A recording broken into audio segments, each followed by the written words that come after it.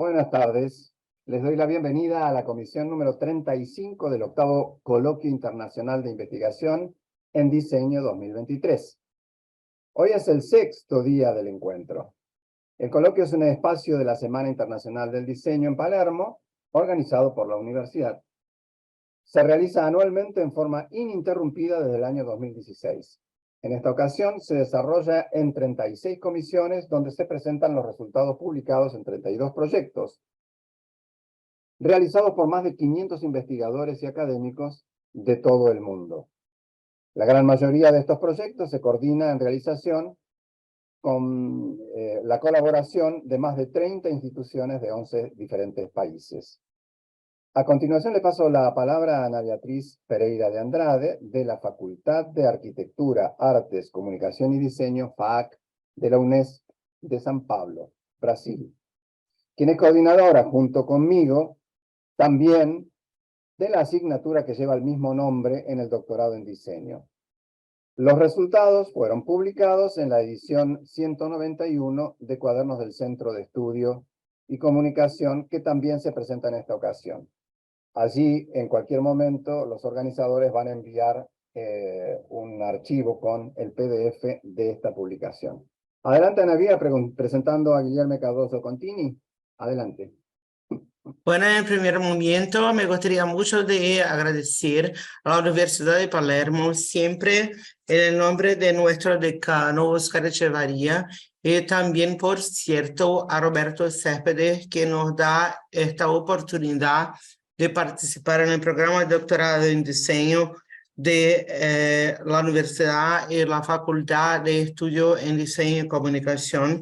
En este momento es con mucho honor y con mucha gratitud que presento a los investigadores de diseño que están acá conmigo, que pertenecen a la Universidad Estadual Paulista Julio Mesquita Filho, UNESP, de Estado de São Paulo, a empezar por Guilherme Cardoso Contini, con una investigación que se trata de un tema muy importante y muy complicado, pero muy interesante de estar en la discusión, que se trata de género y diseño, viralismo, transgresiones y transdisciplinaridad. Entonces, que Guilherme está presentando en nombre también de la doctora Larissa Pelúcio, de doctor Dorival Campos, de la doctora también Fernanda Henrique, que analiza la interfase de género y diseño a través de la percepción de transgresiones y subversiones. Entonces, que Guilherme está en investigación en nivel de doctorado y va a presentar, por cierto, su investigación con mucho honor y con mucho mérito. Guilherme, es con usted. Para Guillermo y para el resto de los autores, recuerden que tienen 7 minutos. Yo 2 minutos antes les aviso que les faltan 2 minutos. Muito obrigado, Roberto. Obrigado, Ana Bia. Eu vou apresentar em português e vou falar um pouco mais pausado para ajudar. Eu não vou apresentar slide, tá? Por conta do tempo, para facilitar. Bom, queria agradecer a oportunidade de estar aqui com vocês mais uma vez.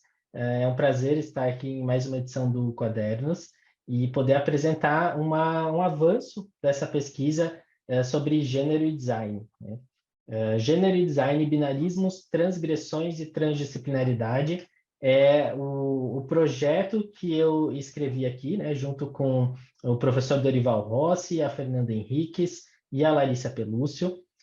Nesse artigo, a gente analisou a interface gênero e design através da percepção sobre transgressões e subversões necessárias ao campo criativo, ao campo do design. Através de algumas reflexões metodológicas e teóricas, nós criticamos os binarismos de gênero presentes em diversos projetos da área. Como consequência disso, utilizamos o estudo sobre transdisciplinaridade para identificar algumas formas de queerizar o design e de fomentar o desenvolvimento dos estudos de gênero dentro do universo dos criativos. Nós dividimos essa análise aí em 3 grandes frentes.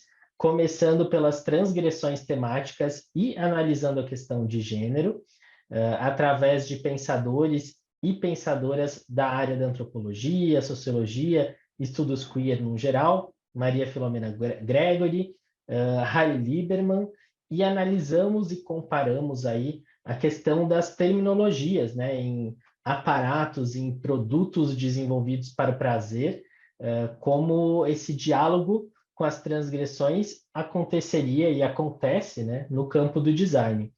Analisando com profundidade essa temática de gênero, nós chegamos aí à conclusão que essa perspectiva heteronormativa ela está presente aí em grande parte dos produtos desenvolvidos, né? Então, essa tentativa de transgredir a área utilizando ferramentas do design vem como um ato aí de contestação, né? A gente leva o design para essa pesquisa de contestação, a gente trata aí questões de sexo, sexualidade, prazer, estudos de gênero como um todo, né?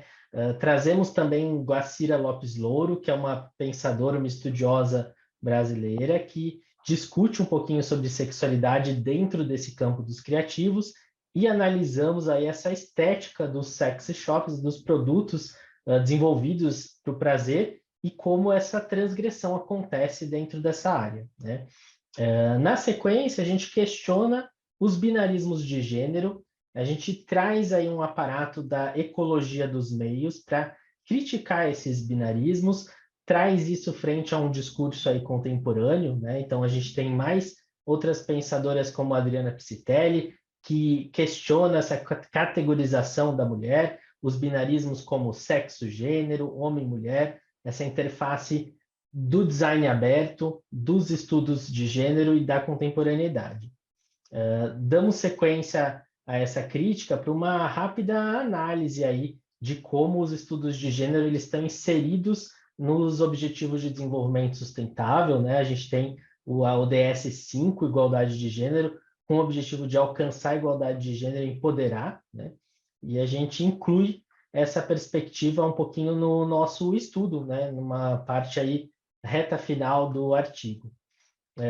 Finalizamos o artigo trazendo uma perspectiva da Denise Portinari sobre queerizar o design através da atitude transdisciplinar. O queerizar o design, segundo a Denise Portinari, seria uma sensibilização da área do design para os estudos de gênero, sexualidade, prazer, e fazer com que profissionais do design possam dialogar com essa área, né? Trabalhar os estudos queer em seus projetos e questionar os binarismos que são enfrentados aí dia a dia, né? Através da perspectiva da transdisciplinaridade, a gente analisa rapidamente, através do Edgar Morin, o pensamento complexo, né? O início aí da transdisciplinaridade junto com ele, Basarab e Nicolescu, e como essa articulação é possível para o campo do design nesse enfrentamento, né, aos binarismos que a gente tanto encontra. Então, é com muita felicidade que eu falei rapidamente aí desses 3 pontos que norteiam esse artigo e poder trazer essa temática mais uma vez para um Quadernos de uma maneira avançada, num estudo um pouquinho mais elaborado. É um prazer realmente para mim e para os professores e professoras que estão aqui comigo nesse artigo. Agradeço mais uma vez. Ana, Lila, Roberto, obrigado pela oportunidade. Somos nosotros los agradecidos, Guilherme, se te escuchó muy bien, todavía te quedaban unos minutos. Quiero aprovecharlos, tomarlos, para poner en contexto un poco el tipo de cuaderno, que en este caso es particular, porque esto tiene que ver con la materia que coordinamos junto a Ana Vía, que es Seminario de Estudios Avanzados, con lo cual realmente es un repertorio muy amplio de temáticas, porque cada uno de los investigadores viene con su temática de investigación, que no siempre tiene que ver una cosa con la otra. Y a mí me llaman la atención muchas cosas. Por ejemplo, obviamente casi todos estamos trabajando transdisciplinaridad y complejidad. Se me complicó el lenguaje. Pero, por ejemplo, me parece llamativo cómo hay algunas coincidencias en algunos países y en otros que no tanto Y cuando encontremos cosas de este tipo, las dejamos para el final del encuentro de hoy, una vez que todos presenten, y podamos conversar sobre eso. Por ejemplo, la coincidencia con la tendencia a escuchar investigaciones sobre género en Argentina, en Brasil y en Colombia. Me gustaría saber qué pasa en Ecuador, qué pasa en Chile, qué pasa en los otros países que están aquí presentes, porque veo los nombres, para ver si eso también es tendencia. Pero lo dejamos para después. Anabía, adelante con la otra presentación. Muy buena, Roberto, tu provocación para Guilherme. Lo pienso que va a pensar un poco acerca de esto para que después lo pueda decir algo. Seguimos entonces con Natalia querida, Natalia Viola, que trata de narrativas ficcionales en fotografía. Estaría junto con Rogerio, con Marcelina, también con Denis, que es su orientador de doctorado, y junto a mí también, que va a tratar de asunto de su tesis de doctorado que ha presentado recientemente acá en UNESP acerca del instante decisivo, que es muy importante para nosotros, por cierto, que Natalia va a decir mucho bien acerca de esto. Sí, querida, con usted. Muito obrigada. Obrigada, Bia, obrigada, Roberto. Este artigo que eu vou falar um pouco foi feito em parceria com o Rogério de Souza, né? E tratamos sobre as narrativas ficcionais na fotografia, um assunto em comum das duas teses de doutorado. E este artigo trouxe reflexões, né, da tese do Rogério sobre a fotografia ficcional ensinada com reflexões na preposição do método para o ensino do design, e da minha tese, que fala do instante decisivo ao instante contínuo, com experimentações em fine art a partir da mobigrafia, que é um estilo fotográfico feito a partir de aparelho celular. E o artigo trouxe, então, as possibilidades da fotografia como suporte para a criação dessas narrativas ficcionais. E antes de falar, né, as narrativas ficcionais, foi importante discutir um pouco a fotografia como a captura do real. No mundo imagético que nós estamos vivendo, esses laços estão cada vez mais estreitos, né, de conseguirmos distinguir a fotografia real ou a realidade do ficcional, né? E no início da fotografia, o anseio dela era basicamente a captura do real, né? Houve uma grande explosão da fotografia e a mágica da fotografia na captura desta realidade.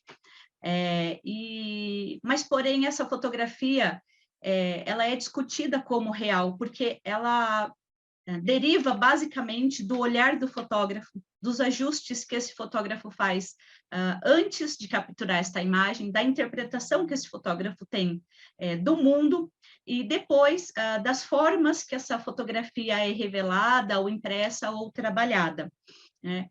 Para este artigo, eu trouxe o pensador Philippe Dubois, que ele aborda dois discursos da fotografia, né? Que o primeiro é o discurso da fotografia, né, como a imitação do real, né, que partiu do início da fotografia, e que deriva dessa questão da fotografia partindo da condição mecânica na qual ela era feita a partir das leis da ótica, né? Então, ela era possível de ser comparada como a captura de uma representação da realidade.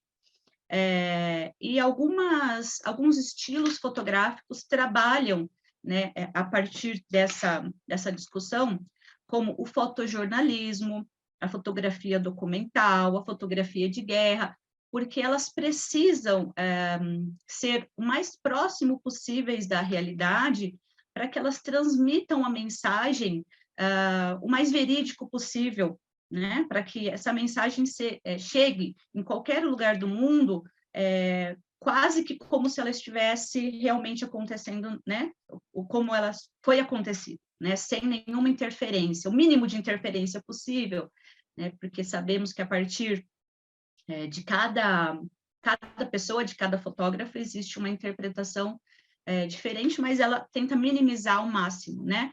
Susan Sontag diz que as fotografias, elas são simulacros da realidade, mas são possíveis também de manipulação e de modificação. Então, por isso, para esses estilos fotográficos, é necessário este cuidado, né? E para Dubois, é somente no momento do clique da fotografia que existe a realidade.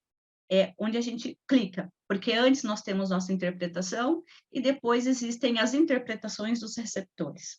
E o segundo momento, então, da fotografia, o segundo discurso que ele traz, é a transformação do real. É aqui que o nosso artigo se baseia, a partir da transformação do real, a partir da ficção. E essa discussão parte a partir do século XX, onde trazem, né, as discussões da fotografia como constituída de códigos culturais, códigos sociais, estéticos, e fazem da fotografia uma forma mais conceitual. E o pictorialismo surgiu para realmente rebater a ideia do real, né, trazendo o ficcional e a fotografia como arte. E a fotografia artística, ela permite a subjetividade, ela permite a apresentação de ideias, ela permite o sentimento, né, ela permite as emoções. E, segundo Dubois, a fotografia é sempre uma imagem mental, né? 2 minutos, Natalia. 2 minutos ela é para sempre redondear. Obrigada, uma representação do mental. E, segundo Boris Kosoy, um pensador e fotógrafo, escritor de fotografia, a fotografia possui 2 tempos, da criação, que é a primeira realidade, que a gente pode comparar com o instante decisivo do Henri Cartier-Bresson, que é o efêmero da fotografia, onde a fotografia ela é capturada, aquele momento que não volta nunca mais, né? Toda fotografia, mesmo que ficcional, ela possui um instante decisivo, porque mesmo encenado, você pode não ter mais aquele sentimento e pode não ter aquele tempo, né? A gente pode comparar como o tempo que não volta mais. E o tempo da representação, que é a segunda realidade. E a gente compara também com o instante contínuo, segundo Geoff Dyer, que fala da fotografia como continuação e parte da questão da interpretação através de seus receptores. E a fotografia fine art, ela permite isso, porque a característica dela é a produção de imagens a partir de inquietações do fotógrafo. Ela é encenada, ela é provocante, ela parte de uma narrativa complexa e pensada, valorizando o artístico e permite a representação do mundo. E a fotografia fine art, ela usa essa experiência, memória e a construção da realidade própria, trabalhando as mensagens internas, externas do ator, do fotógrafo e do mundo, né, que vai a analisar. A pesquisa de doutorado, ela trouxe experimentações a partir do aparelho celular, onde foi feita uma série fotográfica no estilo de fotografia fine art, fotografada, trabalhada, editada, manipulada totalmente por aparelho celular e compartilhada, né? Então, partindo assim dos decisivos da fotografia e do contínuo, né, dessa manipulação e do compartilhamento dessas imagens e dessa série, dando as mais diversas formas de vida, né, nas mais diversas formas de compartilhamento e interpretações. Agradeço aqui a oportunidade, ao Roberto, à Bia, e gostaria de parabenizar. Eu fiquei sabendo que é um grande dia. Muito obrigada pela oportunidade, estou à disposição. Vou deixar aqui meus contatos para quem quiser entrar em contato. Novamente, muito obrigada. Gracias a vos, Natalia. Para contarles a los demás que el formato que tiene la materia es la presentación de distintos profesores o investigadores sobre su investigación, las más de las veces investigaciones doctorales, como para mostrar el modelo terminado para todos aquellos que están elaborando su tesis. Y para poder trabajarla, a cada uno de los ponentes, por ejemplo, Natalia, hay un equipo de gente que le responde de alguna manera intelectual. En este caso, particularmente, el equipo era Guillermo Tavares, que de paso aprovecho para decirle al organizador a ver si tiene los permisos para participar, Rodrigo Quijandria, que sí lo tiene, y Raquel Acosta Rosales. Ellos respondieron a esa reflexión con un artículo llamado La fotografía artística y los momentos decisivos y continuos a través de la mobgrafía, que tiene como objetivo sumar aportes teóricos y conceptuales a la investigación por medio de una metodología analítica. Para sumar al concepto de mobgrafía, se propone entender la figura del fotógrafo urbano como flaneur contemporáneo, que encuentra en el smartphone la herramienta ideal para su arte fotográfico, tomando la fotografía como instrumento de apropiación de objetos y experiencias, transformándola como testigo y evidencia gráfica de la realidad. Así es como, manejando diferentes lenguajes, se desarrolla un análisis crítico sobre el intercambio de imágenes digitales como mecanismo de validación social y cultural.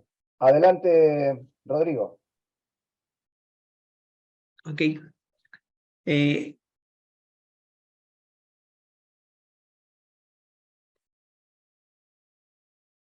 Sí, todo bien, todo bien.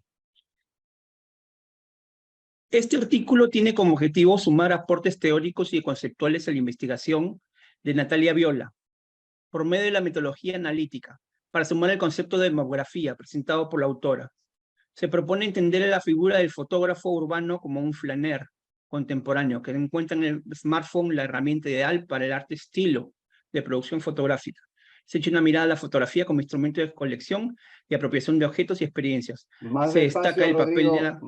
más lento, Perdón, porque perdón. necesitan entender también los portugueses, ¿sí? Los de idioma portugués. Adelante. Se destaca el papel de la fotografía como testigo y prueba gráfica de la realidad, manejando diferentes lenguajes. Y se desarrolla un análisis crítico sobre el intercambio de imágenes digitales como mecanismo de validación social y cultural. Con el paso del tiempo, la fotografía asume diferentes roles, como testigo histórico, documentación, retrato, afirmación de identidad, producción artística, apropiación de imágenes y objetos de deseo. La investigación de Viola trata sobre la fotografía contemporánea por medio de teléfonos celulares, con cámara, también llamados smartphones. Ese instrumento es una pieza central en el concepto de mofgrafía, de que trata la autora. A continuación, presentaremos aportes conceptuales a esta investigación por medio de un análisis organizado en 4 partes. La fotografía es la inmortalización de la mirada de un artista ante un instante, un momento. Este momento es visionado por el espectador desde otra perspectiva espacio-temporal, desde otro contexto histórico. Cada mirada es única y muy personal, lo que da lugar a diferentes interpretaciones sobre una misma obra. La fotografía es testigo de la historia, documenta, retrata la historia en mayúsculas, como en las vidas privadas de las personas. La fotografía es el fantasma de un momento pasado, la huella de la luz que hace visible el mundo. La palabra fotografía significa dibujar con luz. La cámara detiene el tiempo y nos permite ser testigos de momentos de la historia. El concepto de mografía fue definido en Brasil por la productora cultural Mografía y puede entenderse de 2 maneras. La primera definición es artística, es el arte fotográfico y otros contenidos visuales producidos, captados, editados y compartidos en plataformas visuales, móviles, teléfonos, tabletas y otros. Todo es arte, imagen y contenido. La segunda definición es cultural. Es un movimiento cultural, artístico y tecnológico que por esencia es democrático e inclusivo y que reúne no solo a fotógrafos y cineastas, sino a cualquier persona que quiera expresar su arte, contar sus historias a través de plataformas móviles. Tan simple como salir al centro de la ciudad, un bonito sábado y fotografiar todo lo que le llame la atención, con total libertad para utilizar su smartphone a criterio e impulso.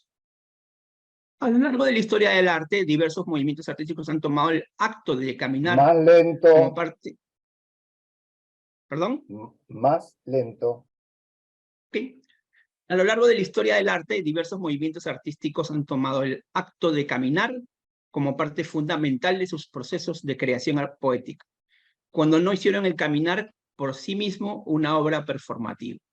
Podemos citar, por ejemplo, las excursiones dadaístas, las andanzas surrealistas y las derivas situacionistas. Pero todos ellos, de una forma u otra, hacen referencia a la figura del flaneur, el arquetipo del observador ambulante, surgido con el desarrollo de los grandes núcleos urbanos, a partir de la Revolución Industrial.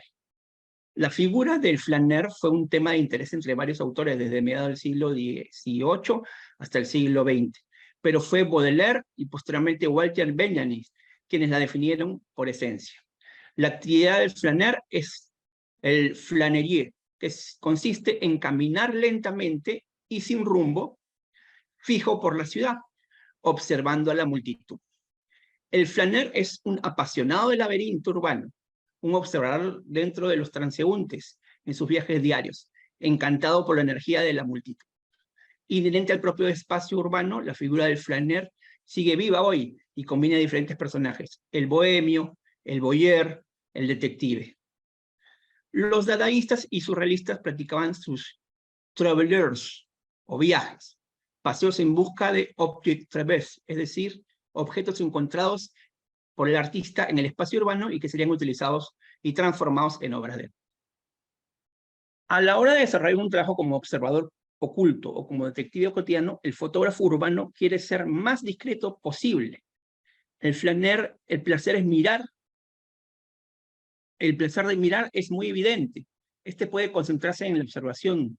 Ahí resulta el detective amateur. En ese sentido, utilizar un smartphone es una opción más ventajosa que una cámara profesional. Esto se debe a que al ver a una cámara, las personas instintivamente comienzan a actuar conscientes de que pueden estar siendo fotografiadas, a diferencia de su forma natural de actuar. El celular con cámara, sin embargo, se ha convertido en una herramienta tan común en la vida cotidiana que su presencia ya no provoca ningún tipo de alteración en el entorno humano. Además, las cámaras integradas en los teléfonos inteligentes han evolucionado rápidamente en términos de tecnología y calidad de imagen, igualando e incluso superando algunos modelos de cámaras consideradas profesionales. La agilidad y la movilidad son otros aspectos importantes para el fotógrafo urbano, que no debe dedicar demasiado tiempo a capturar una imagen, ya que quiere seguir moviéndose en un estado de cuerpo errante. El smartphone contribuye en este aspecto, permitiendo tomar una fotografía rápidamente, sin interrumpir el movimiento del fotógrafo, y además la imagen debe ser visualizada, retocada y publicada por el propio dispositivo. En ese sentido, el teléfono inteligente materializa la idea de los situacionistas, que no separan la práctica artística de la vida cotidiana. Ok. El éxito de los nuevos dispositivos móviles, que incluyen cámaras digitales y herramientas de edición, también ha convertido el amateurismo en una estética dominante. Lejos de convertir al usuario en un artista, le da a este último la posibilidad de ajustar su imagen a códigos reinantes dentro del universo visual, reconfigurando en tiempo real los parámetros de autorrepresentación dictados por la aceptación social en línea. Hoy todos editamos imágenes, reciclamos, cortamos, pegamos, mezclamos, subimos y bajamos. Lo único que necesitamos es un ojo, un cerebro y una cámara. Disfrutamos de un potencial tecnológico que implementa una estética desbordante, que cambia nuestra concepción de creación. La fotografía no aspira a servir de testimonio, insiste en una única finalidad, la de servir a la construcción de identidad, a reflejar un mundo propio e íntimo, que se inscribe en la dinámica de la fotografía autobiográfica de redes sociales. Más que reflejar hechos significativos, se reafirma a sí mismo como constantemente mediante la apropiación de acontecimientos, experiencias y proyecciones de su propia identidad, la cual es fabricada consciente o inconscientemente con la finalidad de transmitir un solo mensaje: el acontecimiento soy yo, es decir, la experiencia narcisista. De las consecuencias que trae este tipo de narcisismo se desprende la pérdida de la objetividad visual. La fotografía se convierte entonces en generadora de objetos de deseo, que es en este elemento esencial de la cultura digital contemporánea y de su reproductibilidad. Todos y todos somos objetos de deseo y al mismo tiempo espectadores anhelantes de experiencias nuevas y estilos de vida soñados. Muchas gracias, Rodrigo, justo en tiempo. Lo que no le dejamos un espacio a Guillermo Tavares, pero bueno, puede quedar para el final cuando estén el resto de las presentaciones, si quisiera agregar algún elemento a tu excelente presentación. Bien, seguimos, Ana Vía, si te parece, con la presentación. Sí, ahora me parece que va a Iriane, ¿sí? Entonces, que va a Iriane Leme, que presente el activismo curatorial y las historias del arte y el vídeo en mundos caleidoscópicos, ¿sí? El momento no está junto con las otras autoras, pero que va a estar sola para presentar, que va a tratar del activismo curatorial a partir de doctora Maura Arelli, con la historia de vídeo en Brasil, ¿sí? Y va a tratar de esto con videoarte, con artistas visuales, ¿sí? Y también con una experiencia de mandalas artesanales que va también a hablar de eso también, con una cuestión de pluriuniverso, que es un concepto do qual Iriane trata, ¿sí? Iriane, vai mostrar a tela ou não, querida? Fique à vontade, tá? Opa, pessoal, boa noite. Eu vou falar bem despacito. Eu vou compartilhar aqui minha tela com vocês. Só um minuto.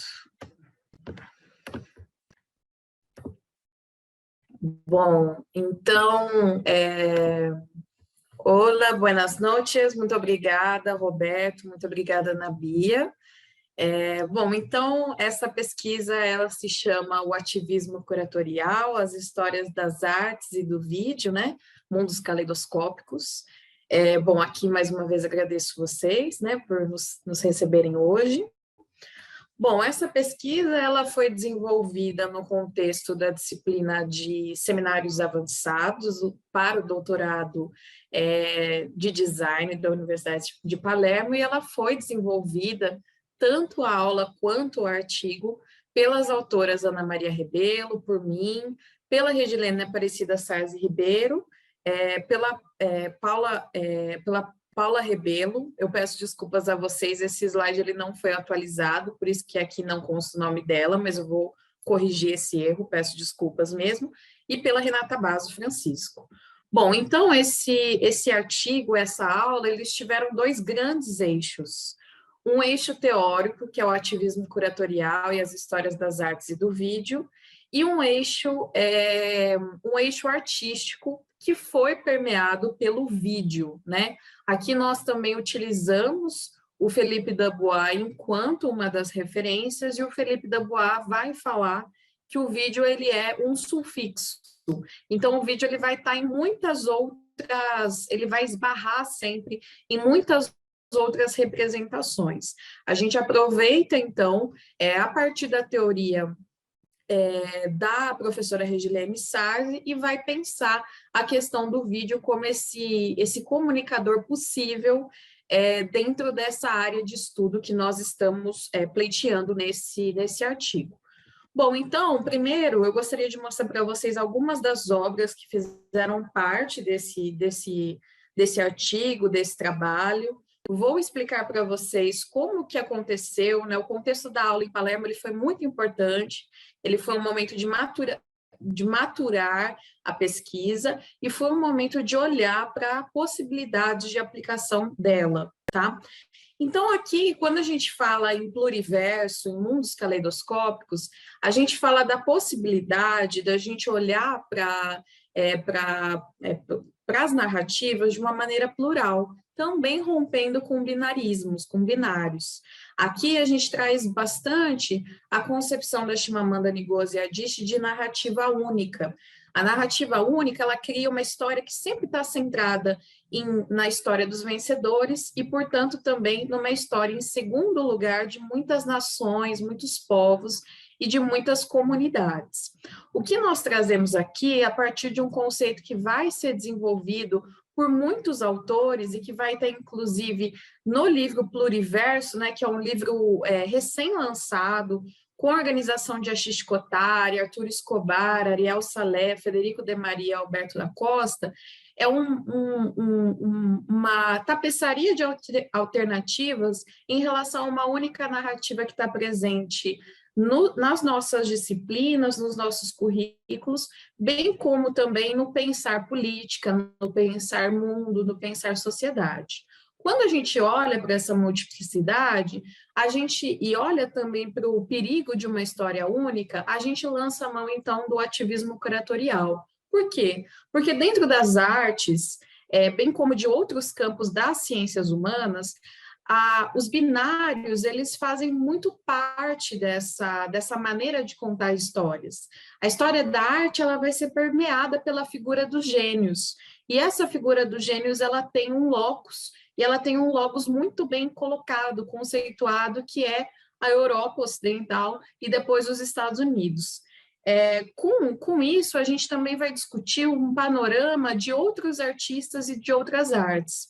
A partir disso, então, é que a gente traz o vídeo enquanto a videoarte enquanto uma forma da gente olhar, inclusive, para essas narrativas únicas e olhar o que os artistas estavam propondo em relação a isso. A videoarte, ela vai ter uma história que se constitui na emergência de movimentos sociais, tanto nos Estados Unidos quanto no Brasil, né, e na América Latina como um todo. E também o vídeo, atualmente, ele proporciona encontros como esse que nós estamos tendo agora. Então, o vídeo, ele pode fazer parte de uma tapeçaria de alternativas também, enquanto um uso possível, um uso engajado dele, pode trazer, então, à tona o pluriverso. Quando a gente pensa no pluriverso, ou seja, em mundos caleidoscópicos, a gente pode pensar através do que foi a metodologia do nosso trabalho, que foi concebida pela doutora Paula Rebelo Magalhães de Oliveira, para o seu doutorado em psicologia social. A Paula vai falar sobre a figura do caleidoscópico, né? Nesse brinquedo, a construção de diferentes imagens vai depender do conjunto de espelhos que o compõem internamente, além de estar sujeita a mudanças no ângulo do olhar do observador e ao movimento estabelecido pelo meio. Então, quando a gente pensa no caleidoscópio, a gente pensa numa simultaneidade múltipla. Ao mesmo tempo que existe um mundo, existem vários outros mundos. E é isso que a... 2 minutos, Iriane, 2 minutos para cerrar. E é isso que a pesquisa propõe, né? Quando nós falamos no primeiro eixo, né, no ativismo curatorial e as histórias das artes e do vídeo, a gente vai falar, então, de uma maneira múltipla e plural, né, pluriversal, que o pluriverso vai ser uma teoria aí debatida por muitos teóricos, a citar também Malgobe Ramose, Arthur Escobar, Asa Nigeri, enfim, Renato Nogueira, e a gente fala de outras formas de olhar para as narrativas de arte. Com isso, a gente olha, então, para algumas estratégias que a doutora em curadoria, Maura Riley, vai desenvolver, justamente num livro que nos convoca a trabalhar de maneira realmente ativista dentro do mundo da arte. Aqui, a pesquisa compreende que não apenas a instituição do museu está em pauta, mas a instituição acadêmica também está. E é por isso que a gente proporciona esse giro dentro das nossas salas de aula e para além delas também. Com isso, a gente tem as obras em vídeo, né? Essa videoarte eu fiz junto com as colegas Maria Letícia Cânovas e Yasmin Bach, inclusive numa das disciplinas da professora Regilene. E também nós temos as mandalas, que são justamente esse único ponto que origina vários outros múltiplos caminhos. As mandalas são produzidas pela Renata Basso, também autora desse artigo, que coordena a Caia Mandalas. Bom, através disso, e dentro também da aula que nós demos para o doutorado em Palermo, nós podemos compreender também a importância de levar essa aula para a graduação. Então, nós apresentamos, enquanto resultado da pesquisa, uma pesquisa que nunca para de fluir. Essa aula ela foi dada em janeiro de 2023 e foi justamente uma exposição de mundos caleidoscópicos, mundos possíveis, dentro da sala de aula da graduação. Com isso, então, pessoal, a gente conclui esse giro que a gente se propõe a fazer. E felizmente, muitas das pesquisas que nós fizemos, né, elas têm fluído nas pesquisas feitas pelos alunos e por nós também. Bom, eu agradeço muito vocês, né? Muitas graças. Espero que tenham gostado, e essas são as nossas referências. Muchas gracias, Iriane.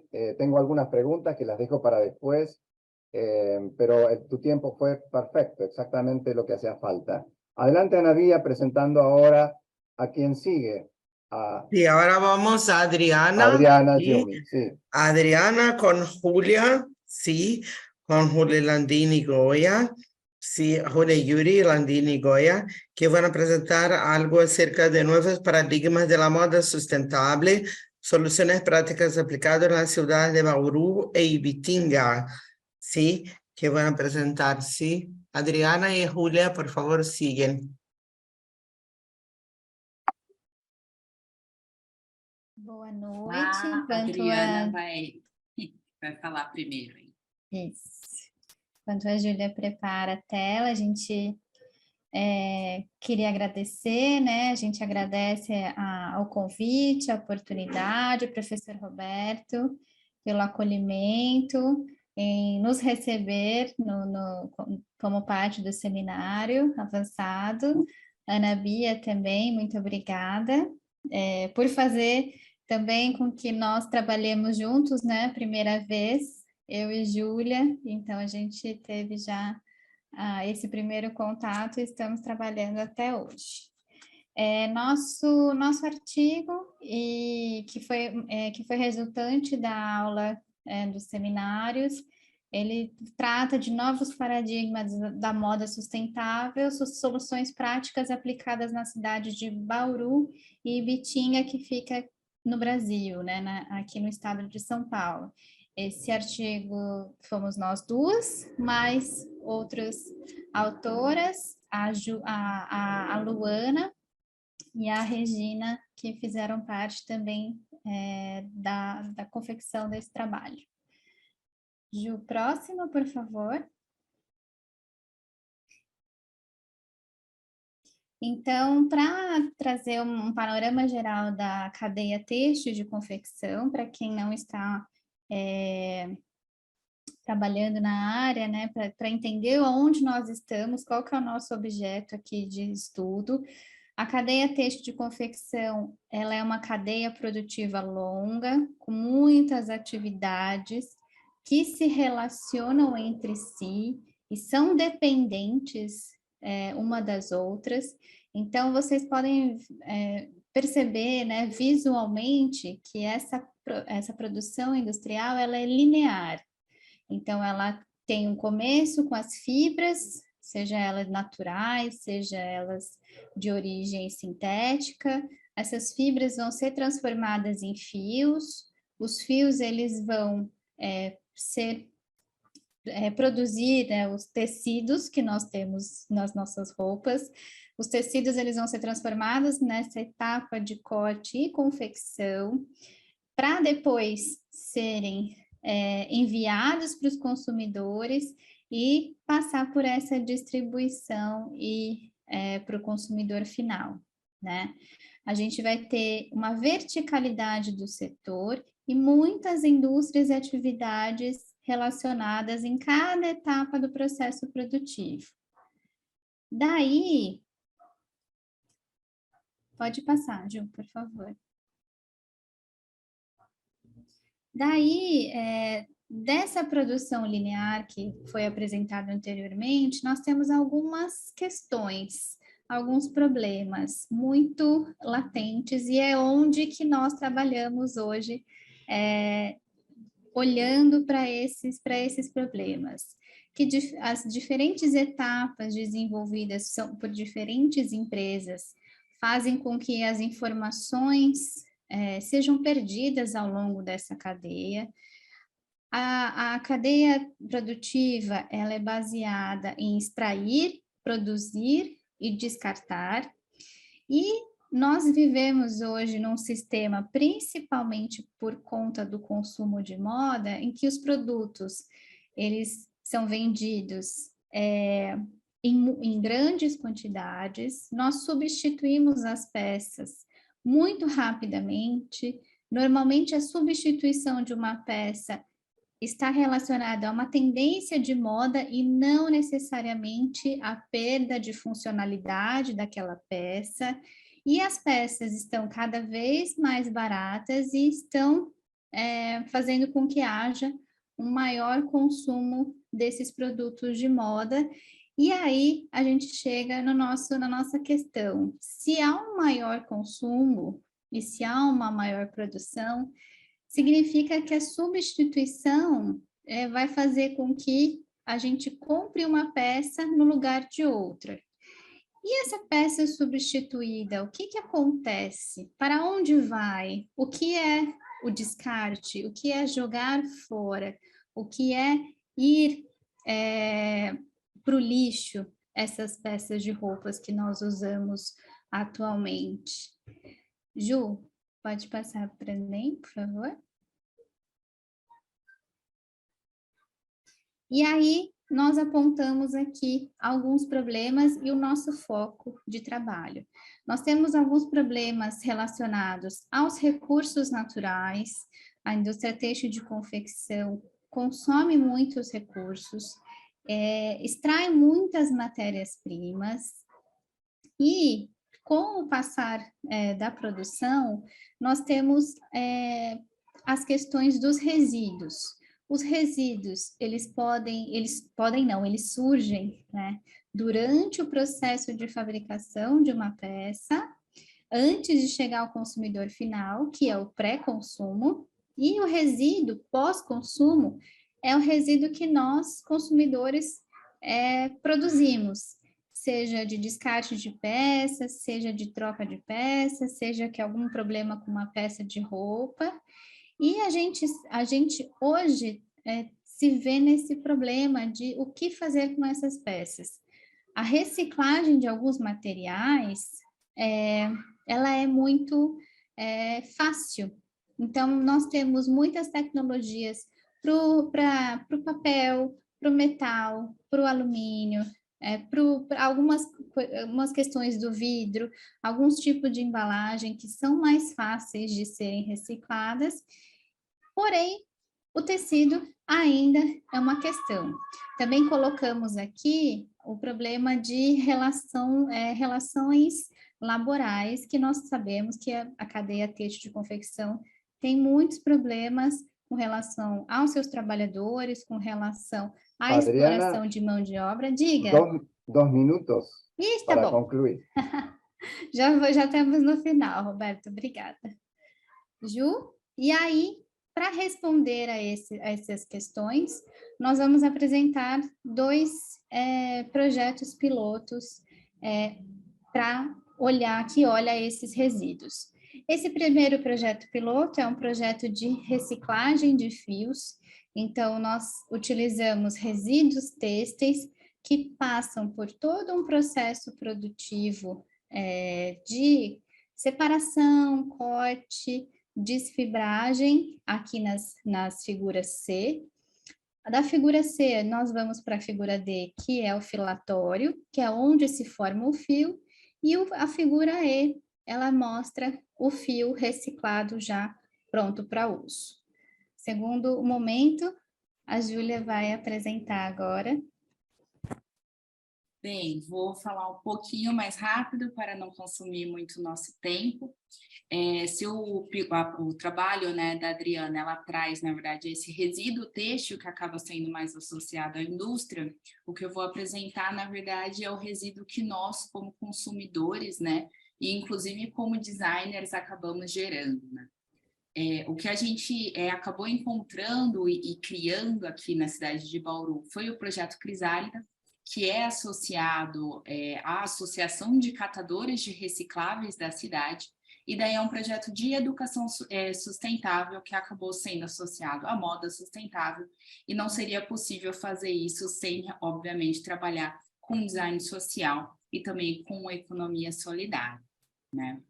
A solução, na verdade, que a gente tem é que a gente recebe essas roupas, né, em grande quantidade, essas doações, e daí a gente tem etapas de catalogação, de doações, inclusive, para populações vulneráveis, às vezes, inclusive, ajustes e customizações, para, e daí, em um terceiro momento, organizar todo este material, toda essa roupa que tinha sido descartada, para, então, eu conseguir produzir uma matéria-prima e entrar, de fato, num processo de construção de novos produtos, que seria o processo de upcycling, né? Dentro desse processo, a gente capacita grupos de alunas, né? Agora, 2 anos de projeto, seja efetivamente com a costura, com o bordado, com o crochê, e daí a costura tanto à máquina quanto à mão, né? Dependendo, obviamente, do conhecimento e disponibilidade do material que a gente acaba recebendo, porque a gente não escolhe, a gente, na verdade, trabalha com o que a gente recebe. Então, a gente consegue desenvolver técnicas mais complexas e menos complexas nesse processo, né? A partir disso, o que a gente acabou, aí os dados, na verdade, são de quando a gente deu a aula, né, na turma de doutorado, então, 1 ano e meio a gente tinha conseguido ali 10 mil, mas, na verdade, aumentou, inclusive, só nesse meio ano, né, como eu comentei, a gente já tem 2 anos de projetos, né? Então, o último levantamento que a gente fez, inclusive, chegou a 15 mil peças que a gente retirou do aterro sanitário aqui da cidade de Bauru, e daí a gente tem cada vez mais realmente se especializado em linhas de produtos, né? Para melhorar as técnicas e os acabamentos dessas mulheres que a gente tem capacitado ao longo desse período. Por fim, então, fica aí o nosso agradecimento, né, pela oportunidade, o contato da Adriana e meu, a gente está aí disponível para a gente conversar, né, com mais tempo, além, lógico, do artigo que está sendo publicado para vocês lerem com mais calma. Gracias, Julia. Gracias, Adriana. Tengo preguntas para ustedes también, sobre todo viniendo del día de ayer, que tuvimos un encuentro específico de upcycling. Y yo tengo algunas dudas que, bueno, quisiera ver qué me responden. Pero antes, les voy a presentar a mi amigo, Lucas Furio Melara, que nos presenta o designer como agente de transformación social. Chao, ahí lo encontraron hablando en portugués.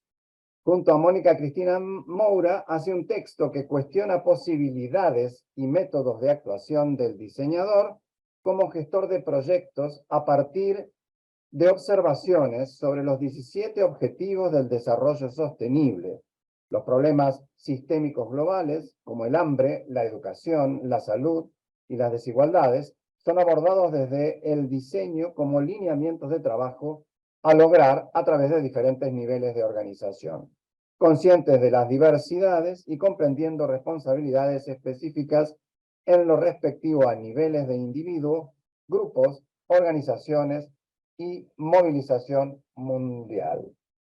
Adelante, Lucas. Olá a todos, buenas noches desde São Paulo.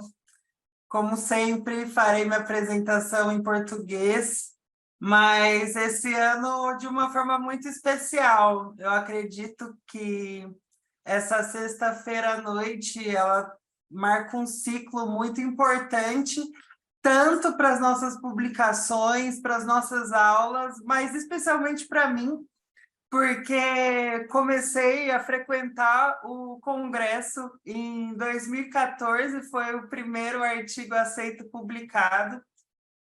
E essa trajetória de 2014 até aqui se consagra, eu falo, né, nessa pesquisa, que conta com muitas mãos e muitas participações. Então, no primeiro momento, eu chego levando, trazendo meu artigo à Universidade de Palermo em 2014, falando sobre um projeto de design social orientado pela memória, e que hoje a reflexão se tornou em como a gente pode transformar projetos em projetos sustentáveis, levando esse primeiro conhecimento a uma análise de 10 casos dentro dessa reflexão. Então, eu agradeço demais essa apresentação especial do Roberto e a acolhida de sempre. Agradeço também ao decano, Oscar Echevarria, e agradeço a Ana Bia por proporcionar a gente essas pontes, né, que são muito significativas. E aqui, para me contextualizar um pouco, eu sou pesquisador, fiz meu mestrado na Unesp, e é parte dele que eu falo hoje, mas, ao mesmo tempo, eu tenho uma agência de design, onde 1/4 do nosso faturamento é revertido para projetos com organizações da sociedade civil, organizações não governamentais, que atuam em prol da Agenda 2030, ou seja, são projetos que buscam atender os Objetivos de Desenvolvimento Sustentável. Essa semana, especialmente, é muito importante lembrar a perspectiva que nos une, que é a América Latina. Esse recorte é para mostrar que a gente está aqui enquanto Unesp, no estado de São Paulo, mas, novamente, está em contato com pessoas de diversos países nos nossos seminários, nessa semana de troca intensa, que a gente sempre deixa já registrada na agenda, justamente para entender qual é a perspectiva do design na América Latina. Ela nos mostra que a economia criativa que a gente fala, especialmente no sul global, tem uma característica muito específica de transformação social. Então, tudo que está sendo mostrado aqui durante as nossas aulas tem um condutor de ações, seja via cultura, seja via projetos de design e seja via arquitetura, que querem, de fato, mudar nossa realidade. Então, a Unesp, que está espalhada em 24 unidades do nosso estado, uma das questões que ela nos traz é a transdisciplinaridade, a multidisciplinaridade, a interdisciplinaridade, porque tudo que a gente faz envolve uma quantidade de atores muito significativa. E aí é muito necessário entender nesse meio qual é a atribuição e o papel de cada um. E aí uma das questões muito presentes nessa história toda aí desses 9 anos é o design social, desde o que o Papanek nos traz do rompimento radical até o Manzini falando sobre um passo a passo para essa transformação sistêmica. E nessa discussão, o meu grupo de pesquisa, no qual eu fiz o meu mestrado, que trabalha com design contemporâneo, ele junta vários pensadores, mas vários vêm da própria América Latina, da Argentina, da Bolívia, do Paraguai, para falar sobre justamente questões relacionadas a essa transição e o bem viver.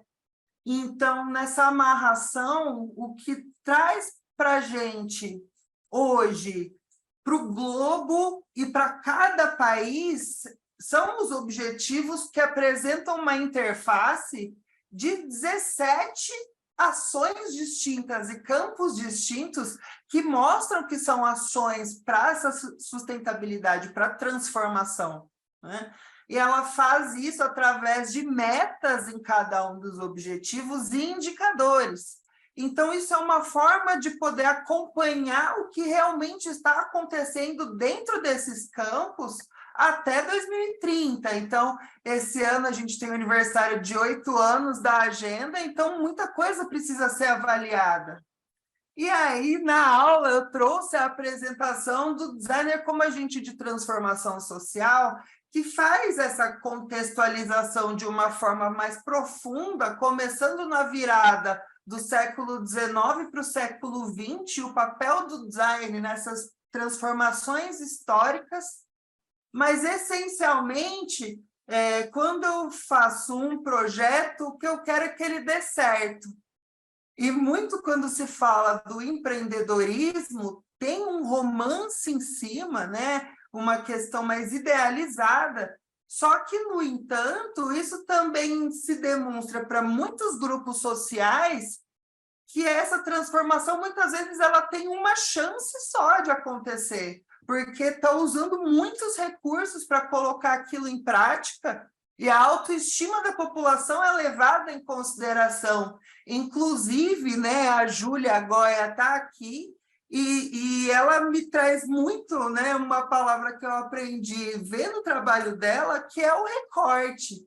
A gente não tem essa liberdade toda de fazer projetos que interrompam ciclos e que mexam com a autoestima da população no sentido de alcançar suas necessidades básicas. Então, para que eles deem certo, a gente tem algumas questões de avaliação que precisam ser observadas quando você tem um projeto que dá certo e outro que não dá. Por que que isso acontece? Quais são os fatores? E são muitos, mas alguns deles a gente consegue, enquanto designers especialistas, conduzir num grupo multidisciplinar para que ele seja atendido da melhor forma possível, levando em consideração a característica, os talentos, as pessoas envolvidas. Então, você tem 3 sistemas essencialmente sendo avaliados, que é quando a inovação vem de cima a baixo, o famoso top-down, em que ela é muitas vezes necessária, imposta ou apenas imposta. E você também tem o baixo-cima, onde essa necessidade é buscada, mas às vezes ela precisa de ajuda. 2 minutos, Lucas. Muito obrigado, Roberto. Nesse sentido, também tem a proposta de um sistema híbrido vindo de diversos autores, onde essa troca acontece de uma forma igual, democrática, levando em consideração toda a sabedoria do grupo. E a gente começa pela premissa do grupo, falando sobre os sistemas híbridos que dependem das potências das pessoas e da autoestima, e da felicidade e da clareza dos objetivos em comum. E aí a gente analisa isso dentro de 10 casos que vão se distribuir entre sistemas híbridos, top-down, bottom-up, e qual foi o resultado de impacto deles. E aqui é a grande polêmica da conversa, que foi o que gerou, inclusive, mais diálogo sobre, em que a gente definiu alguns indicadores para avaliar mensuráveis do projeto em si. Só que, em troca com a turma, né, nos seminários, a gente viu que precisava ficar mais claro que os indicadores também precisavam ser orientados pelas pessoas. Então, também aí a gente teve uma contribuição fundamental. No fim, a gente fala aí dos resultados desses projetos em termos de modelo mercado e modelo social, onde o mercado muitas vezes faltava indicadores que levavam em consideração as pessoas, e o social faltavam alguns indicadores de sustentabilidade, muitas vezes financeira, não querendo trazer o capital para dentro de um projeto, mas para que esse projeto possa ter perspectiva de desenvolvimento ao longo do tempo.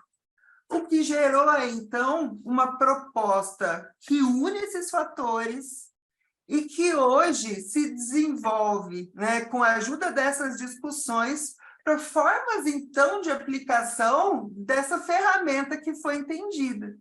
As referências aqui, então, eu trago sempre, né, como eu falei, o Manzini, o Papanek, mas muitas de outras áreas precisaram ser compreendidas para entender de fato qual é, então, o papel do designer nessa conversa.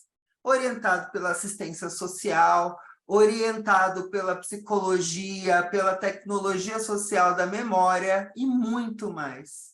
Então, para que ela possa ter, né, esse formato hoje, eu agradeço de coração toda e qualquer contribuição que a gente tenha nesse processo e que eu já tive durante esses anos por conta, né, desses intercâmbios, especialmente aqui com vocês. Agradeço de coração. Gracias, Lucas. Nos encanta tu entusiasmo y nos entusiasmaste a todos a pensar en esos temas. De hecho, cuando fue la presentación en el aula, como dicen ustedes, generó mucho ruido y mucha participación, inclusive fuera del ámbito del doctorado. Recuerdo aquel exfuncionario, también relacionado con un doctorando, que hizo una ponencia o una respuesta a tu a tu trabajo y vos dijiste, no, hay algo que no se está entendiendo. Entonces volviste al aula y avanzaste un poquito más. Muy interesante. Vamos a seguir hablando de eso porque quien era el hermano de este exfuncionario es quien presentó recién Rodrigo Quijandria. Pero ahora es el turno de la doctora Toa Donatella Tripaldi Proaño. ¿Por qué empiezo diciendo la doctora? Porque es una doctora recibida en la Universidad de Palermo del doctorado en diseño, quien no solamente se ha graduado, sino que ha recibido la máxima calificación y la recomendación del tribunal de publicar su tesis, que estamos justamente dándole formato como para que se pueda hacer en un próximo cuaderno del Centro de Estudios. Pero hoy nos presenta una breve síntesis de su tema, que es caracterización de los límites disciplinares del diseño a partir de los discursos de Tomás Maldonado, Gibbon Siepe, Víctor Margolin y Richard Buchanan. Uno de los temas pendientes dentro de la epistemología del diseño, tema que hablábamos hace un par de días, es el de los límites disciplinares.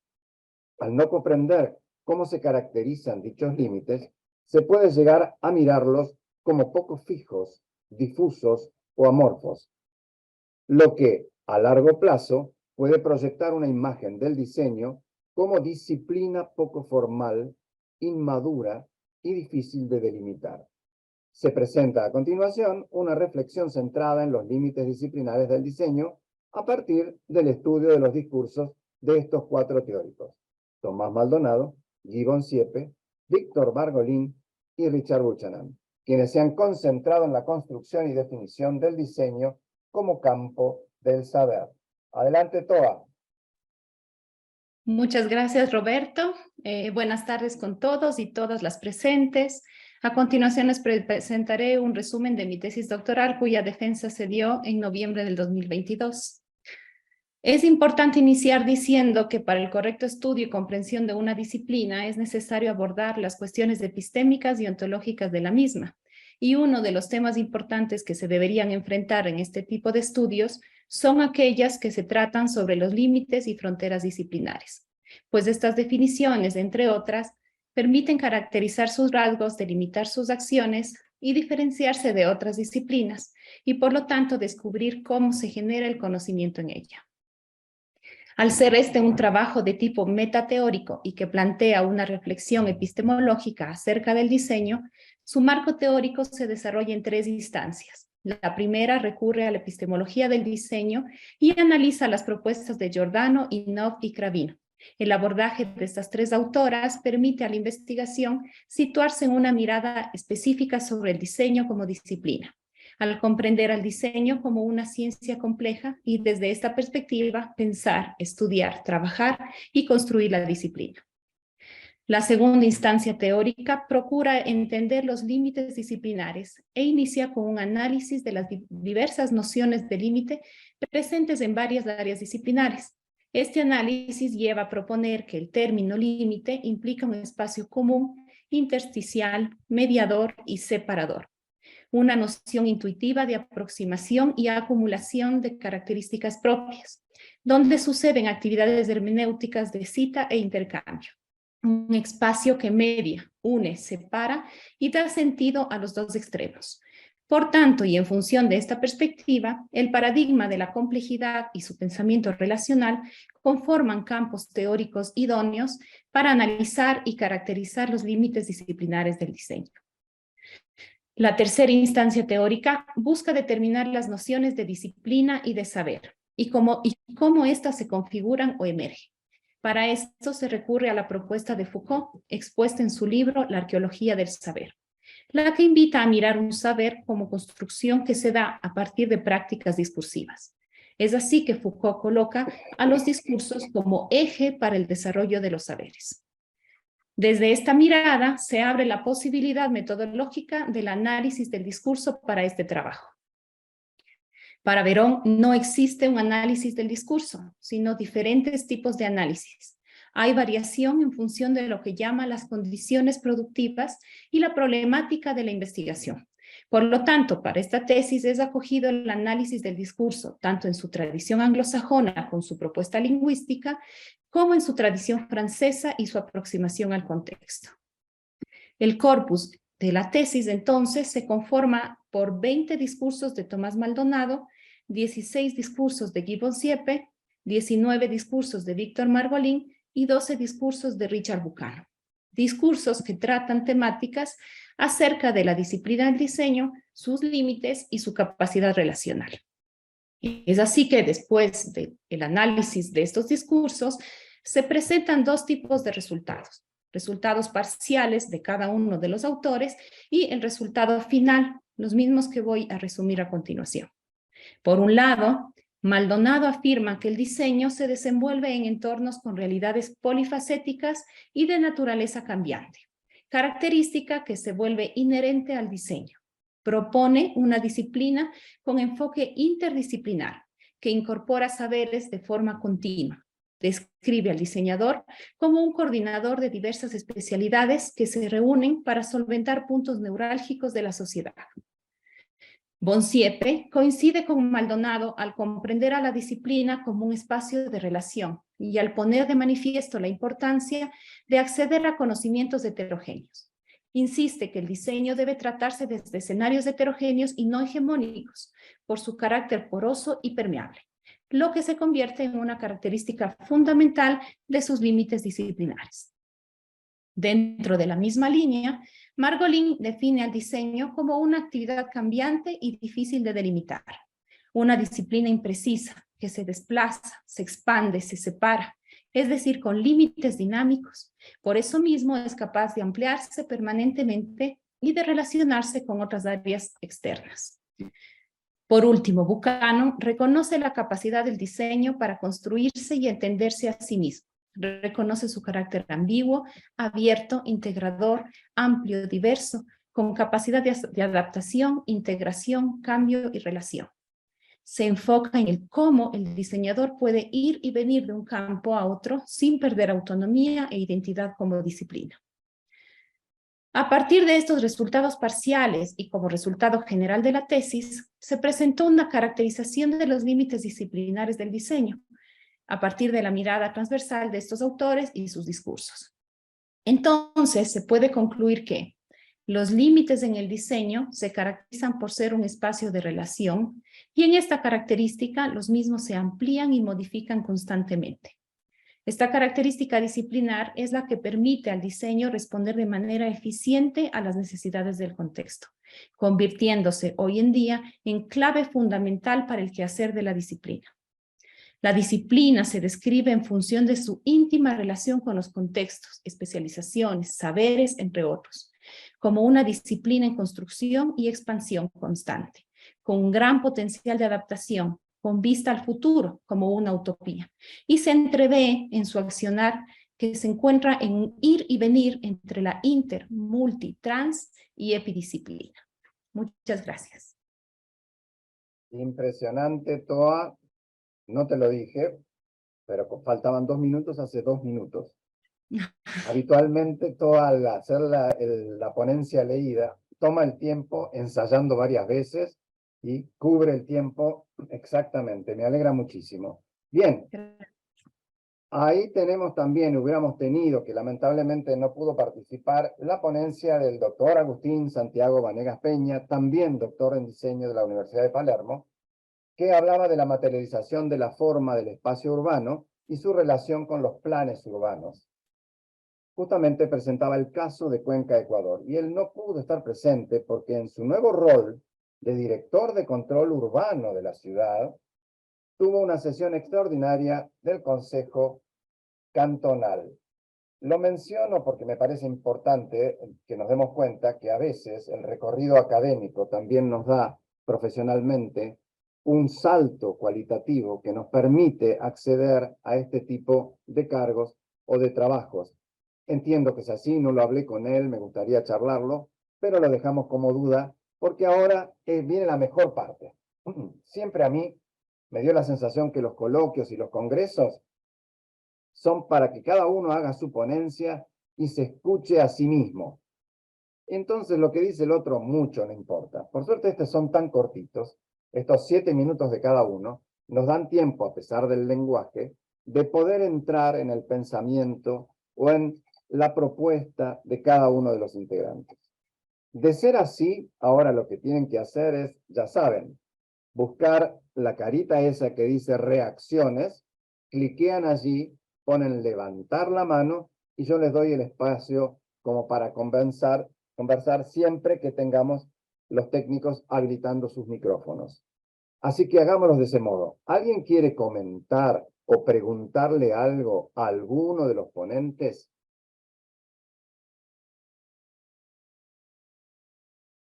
Puede disentir también, ¿m? Puede completar, puede coincidir. Yo tengo muchas preguntas, que seguro lo van a hacer hablar. Bueno, la primera es para Iriane. Quiero saber qué es Taraxacum. El término, ¿quiere decir algo? ¿Es un concepto? Iriane, adelante. Sim. Taraxacum é o nome científico da flor do dente de leão. A flor do dente de leão é aquela que a gente sopra.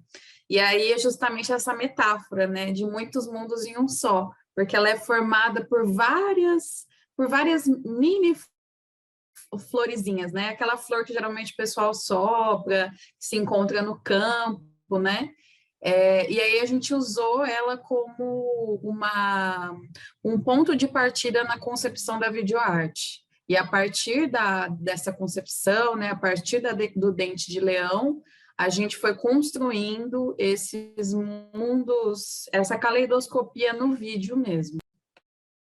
Muy buena la analogía. Nosotros tenemos también diente de león, sobre todo en algunas áreas, y lo interesante que también lo has dicho, es una flor silvestre, ¿no? Que nace sin que nadie la tenga que sembrar, es muy natural. Pienso que es la misma, es una flor amarilla, amarela, ¿sí? Se quedó congelada Iriane. Sí, ¿Es es así? eso, exacto, es la flor Es de así. león. Sí, es amarilla. Bueno, diente Me parece de león. también que Guilherme tiene algo a decir Mas acerca aqui, del diseño dependendo, y ela fica género. amarela. Oi? No, es una flor amarela, sí. Guilherme, ¿estabas levantando la mano? Adelante. Não, eu ia fazer Não. eu ia fazer um comentário rápido, realmente, assim, concordando com a sua fala lá no começo, né, Roberto? Acho que essa questão dos estudos de gênero conectados com o design, eles são recentes. A gente percebeu, a gente vê em algumas situações eles aparecendo mais, né? Nós temos no Brasil vários focos de estudo, isso tem começado a aumentar. E uma curiosidade que eu comentei com a Ana Bia é que depois daquela apresentação que eu fiz com vocês ano passado, uma pessoa do México que estava com uma conexão com a Universidade de Palermo, acho que, se eu não me engano, o nome é Alex Murga, me convidou para um primeiro livro que ele está realizando sobre design e gênero para que a gente fizesse essa colaboração. Então, já tem aí uma primeira ponte. Brasil, México, Universidade de Palermo, sempre abrindo para esse tema. Acredito que a gente consegue inserir cada vez mais os estudos de gênero no design, né? Alejandro Murga está presente y te acaba de poner un saludo, Guilherme. Así que ves que el mundo es más chico de lo que parece. México o Brasil está ahí nomás. Está a la vuelta. Bien, pero la pregunta queda abierta. Por supuesto, Alejandro, si querés participar, con todo gusto, pero me gustaría escuchar a la gente de Chile o de cualquier otro lugar que no sea Argentina, Brasil, Colombia o México, que cuenten si realmente el tema género está vinculado al diseño y es una tendencia en este momento en las investigaciones. En Argentina, les diría que en el CONICET hay un porcentaje altísimo de trabajos de investigación vinculados al género. ¿Cómo sucede en otros lugares? Levantando la mano, participan. Yo no sé si los técnicos tienen que, para levantar la mano, también autorizar a participar. No veo que ahí Alejandro, otro Alejandro, está participando. Adelante. Alejandro Breyer, te escuchamos. ¿No tenés micrófono? También está ahí Natalia. Mientras le damos el micrófono a Alejandro, Natalia, ¿querés participar? Que ya tenés autorización. Posso falar? Sí. Eu gostaria de fazer um comentário, demonstrar a minha alegria. É muito importante, e nós, pesquisadores, ficamos muito felizes quando nós vemos nossas pesquisas ganhando momentos contínuos, né? Assim como eu desenvolvo e pesquiso instante decisivo e instante contínuo, houve uma pesquisa, né, que tomou a minha tese, a minha apresentação como base. Agradeço ao Guilherme, ao Rodrigo e à Raquel por essa grande felicidade. Os comentários, né, que foram apresentados aqui pelo Rodrigo, muito importantes, uma nova visão, né, da abordagem que eu fiz, e é isso o que move a pesquisa, o que move o pesquisador, e que nos incentiva cada vez mais a continuar pesquisando, né? Então, é mais assim um comentário, né? O meu muito obrigada, e me coloco à disposição para vocês e quaisquer outros que quiserem comentar, discutir, trocar informações sobre fotografia, fotografia artística, os instantes da fotografia. Eu coloquei meu e-mail, mas assim, me coloco novamente à disposição, tá? Para fazer essas abordagens e essas conversas que nos move, né? Nos move a pesquisar e a continuar pesquisando. Obrigada, viu? Gracias, Natalia. Quisiera poner en el chat tu mail de contacto, así quien quiera conversar contigo puede hacerlo. Tenemos manera de hacerlo y cualquier otro puede comunicarse conmigo. Bueno, tal cual me imaginé, tenemos muchas manos levantadas. Ahora, a ver, Alejandro Breyer, si podés participar. Sí, ahora estoy habilitado. Muy bien. Primero que todo, muchas gracias, Roberto, por toda la semana que hemos logrado participar. En algunas sí, en algunas no, por el producto de agenda, pero ha sido muy interesante.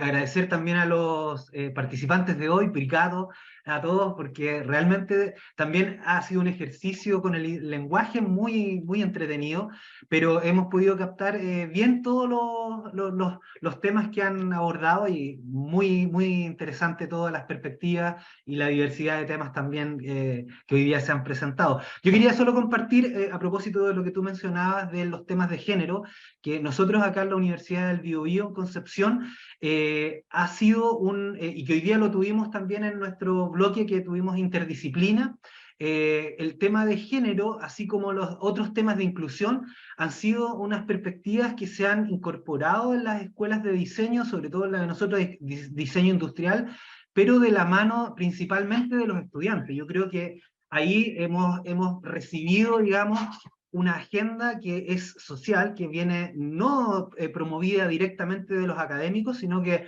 ha sido promovida, yo creo, más por los alumnos, por la fuerza de los alumnos, pero ha sido muy bien recibida, por lo menos en esta institución, con planes, con capacitaciones. Tenemos tenemos un movimiento también de bastante potente de mujeres autoconvocadas, feministas acá, que también impulsan temas que muchas veces nosotros no fuimos formados en esos temas, y la verdad que es muy interesante educarnos, aprender y compartir también las impresiones. La experiencia se va haciendo en nuestras vivencias, así que agradezco los temas que se plantearon ahora, porque la verdad que uno se siente más integrado también a estos temas y más capacitado también para tener una opinión. Ya no es un tema que nos sea ajeno, ya es un tema que nos pertenece a todos, y también todos tenemos que ser parte de la discusión, también de la solución, porque hay temas que nosotros, en los temas de interdisciplina, se abren oportunidades de diseño que son nuevas y son importantes desafíos. Así que nada, agradecer la instancia y también invitarlos también, si pueden ver de algún modo las iniciativas de género y inclusión que hace la Universidad del Biobío acá en Concepción, cordialmente invitados a participar y si pueden haber un contacto por ahí con las personas indicadas acá, sería muy interesante y muy nutritivo para nosotros también. Claro que sí, Alejandro. Bueno, nomás que nosotros estamos en contacto. El lunes nos visita Jimena Alarcón, con quien estuvimos coordinando ayer de BioBio, así que seguramente nos va a faltar oportunidad de conectarnos. Y siguiendo con Chile, vamos a darle la palabra a Lorena O'Ryan. A ver si podés conectarte, Lorena. Yo pedí, sí, ahí estás. Recordándote que los chilenos, igual que Alejandro y vos, hablan muy rápido. Tienen que hablar más despacio. Adelante, Lorena. Hola a todos. Vamos bien. Quería comentar, primero, a modo de nivel nacional, durante este año se instauró por parte del Ministerio de Educación planes generales para diferentes universidades que involucra el abordaje directo de las brechas de género y con esto poder bajar políticas específicas a todas las instituciones. En Chile hay 3 tipos de universidades y la idea de este fondo, que dura 3 años y que tiene como propósito poder levantar características organizacionales del funcionamiento tanto a nivel general de la universidad como a nivel más específico en las diferentes facultades. Entonces, gracias a que hay diferentes universidades, entre ellas está la Católica, que es la universidad en la que yo más colaboro en el tema de diseño, en la carrera de diseño, la Universidad Católica adjudicó uno de estos fondos. Y hay universidades de los otros 2 tipos de universidades en Chile que se diferencian en temas administrativos, que tienen este fondo, que nos va a permitir de aquí a 2 años y medio más. Se empezó a instaurar en el mes de marzo. Esto nos va a permitir poder establecer organizacionalmente cómo estamos funcionando en la formación para poder abordar las brechas de género, cuáles son aquellos espacios específicos de cada contexto que nos llevan a poder avanzar en estas temáticas que son hoy día tan relevantes y que en definitiva lo que postulan y lo que promueven es un desarrollo de temáticas vinculadas a la comunidad en las que se puedan generar proyectos de investigación que respondan a las inquietudes que recién mencionaba Alejandro, que hoy día han venido traccionadas más por la voz de los estudiantes, pero hoy día la política establece que nos tenemos que hacer cargo a nivel de la academia, más allá del cuoteo, porque hoy día dentro de la normativa de investigación tú tienes que tener una cantidad de mujeres en los diferentes fondos de investigación, por ejemplo, y más allá de eso poder llegar a el impactar en temas de bibliografía, temáticas de relevancia, abrir temáticas que tengan que ver hoy día en particular en Chile con la brecha de género. Entonces, traccionar no tan solo desde los estudiantes, sino que hoy día lo que se busca con este proyecto es poder establecer política pública, poder establecer puntos de posible crecimiento donde es más probable ver la integración de temáticas de género y por otro lado establecer normativas generales para todas las universidades y avanzar en una nueva norma más allá de decir esperamos que en este equipo de investigadores hayan al menos un 50% de mujeres u otras, integrantes de la comunidad. Eso.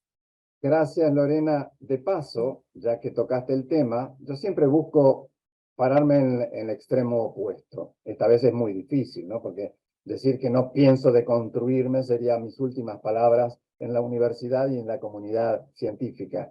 Sin embargo, quiero preguntarte, y ahora que ha pedido la palabra también Ana Vía, que por cierto me encanta que sea muy disciplinada, pero perfectamente ella coordinando, tiene el mismo derecho que yo a hablar sin pedir permiso.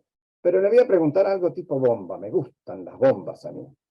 La cosa es, esto que plantea Lorena sobre las cuotas, a Lorena y a Ana Vía les pregunto, las cuotas, ¿qué tienen de positivo y qué tienen de negativo si lo tienen? Adelante.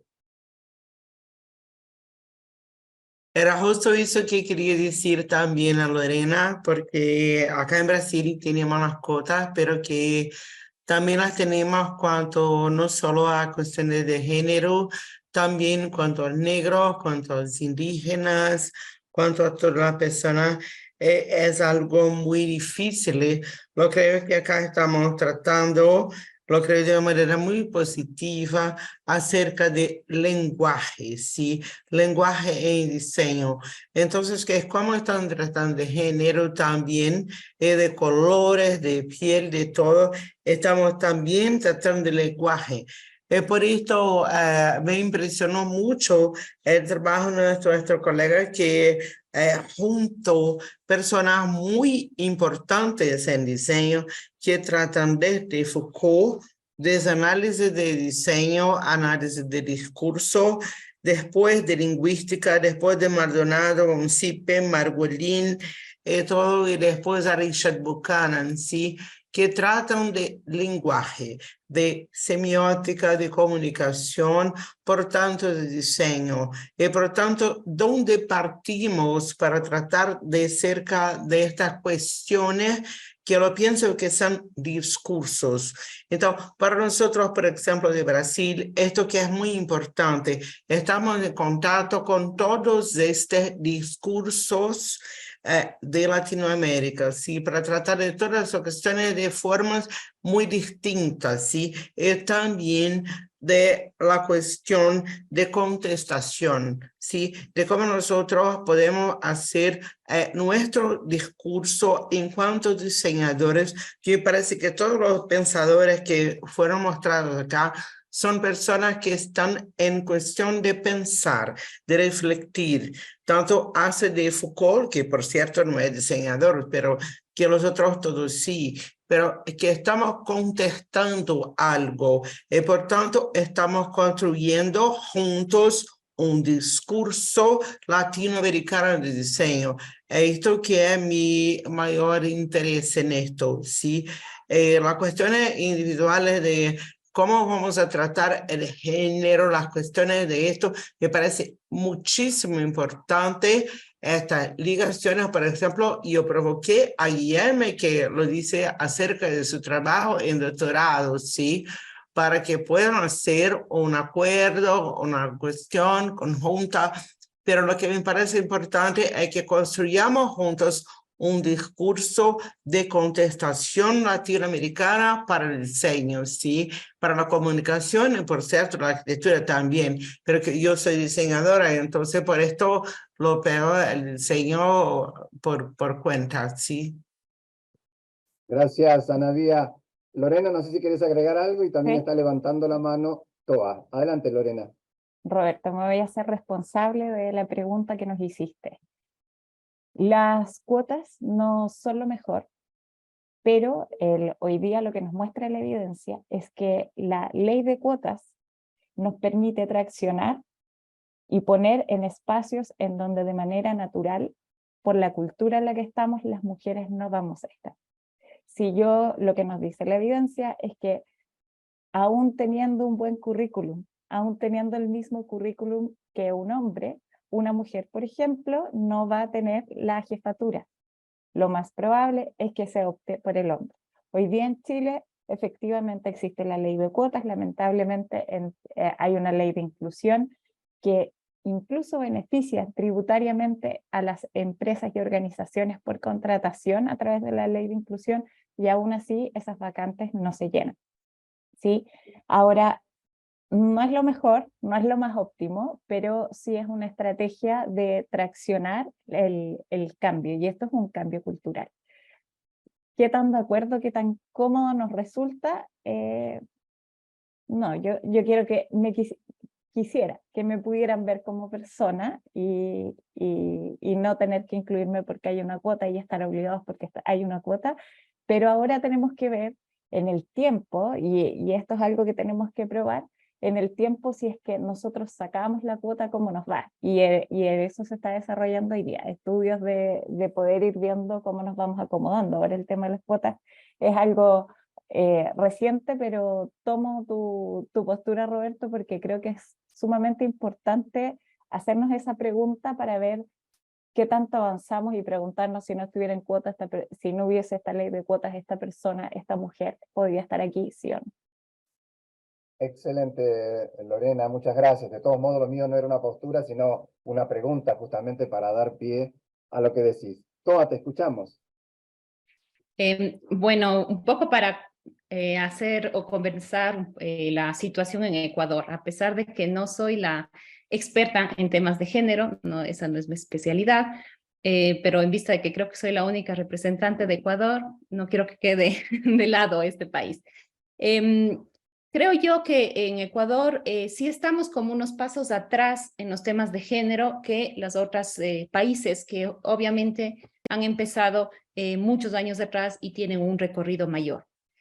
Por lo tanto, tal vez en el ámbito del diseño, la temática de género, si bien sí hay investigaciones, no es lo que más se ve. Pero en la parte social, en el tema de violencia de género, de inclusión, incluso en la educación, sí se dan y es uno de los ámbitos centrales dentro de la investigación. Creería yo que una vez que llegaríamos como país a los avances, tanto en estudios como en reglamentación, en leyes, incluso en temas de protesta, también incluyendo eso, cuando lleguemos al punto donde están los otros países como Argentina, Brasil, México, tal vez sí ya se empiece a pensar en los otros ámbitos. Creo que este rato en Ecuador se está pensando en estos primeros ámbitos que, claro, con temas, por ejemplo, de violencia, son más urgentes de solventar. Eso es como le veo yo, claro, desde mi posición de que no experta, qué sucede con la investigación de género en el diseño. Ahora, se ve también en las universidades que el escogitamiento de las carreras es bastante equitativo en género, también en el trabajo, pero siempre hay esta situación de las mujeres con su ámbito, por ejemplo, de la maternidad, que nos van retrocediendo en la posibilidad de acceder a otros cargos. En cuanto a las cuotas, aquí también existen el tema de cuotas. Tampoco creo que es la solución.